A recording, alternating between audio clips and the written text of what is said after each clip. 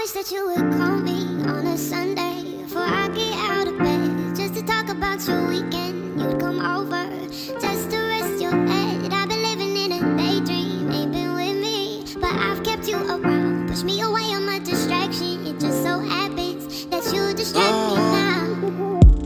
Isanandro amatia, timizana manembona no. Zaingi timia, milate davnan dola.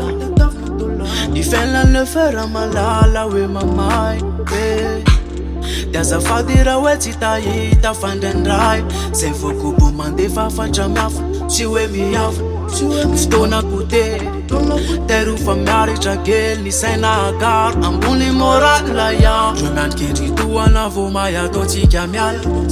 Nara kamya kaja fatim katal. Mandu sochan.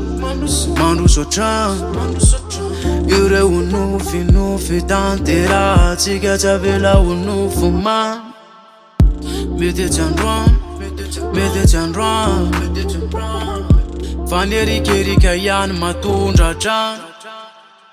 I wish that you would call me on a Sunday before I get out of bed, just to talk about your weekend. You'd come over just to rest your head. I've been living in a daydream, ain't been with me, but I've kept you around. Push me away, I'm a distraction. It just so happens that you distract me now.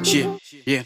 Tan mafiaran tanako tentao aza manafa za mizozy sambo asorony tipitipy nefa satsy dingon-drambo na lavitra na oharysatsy anovy ifenao le mambabo ikena hoe ny olombelona mety ho lavo mifakapana le lofiky nefa lasana hoany hatramby fakany tiako asina peratra le ratsana saingo ainao ihany fa tsy mafoko amin'ny fitiavana revoka zany hoe misy mitsena rehefa mody ariva reraka amin'ny fitadiavana saingo mbola tsy afa manohitra alohatry eto de tsy maintsy miaritra eto amin'ny internet efa haiko hoe mamiri le eo anilanao tsy haiko raha tadidinao le malaina ny fandao rehefa mba tafahoana tiany jamina tsy iodina amin'ny fotoana tiako hoe ho anilanao io foana isanandro amatia tsy mijanona manembona no zaingy tsy maintsy miaro mila tedavina-dola ny fiainany le fera malala hoe mamay de azafady raha hoe tsy tahita fandraindray zay voakobo mandefa fandramiafa tsy hoe miafa ny fotoana kote teru fa miaritra kely ny saina agaro ambony moral la ya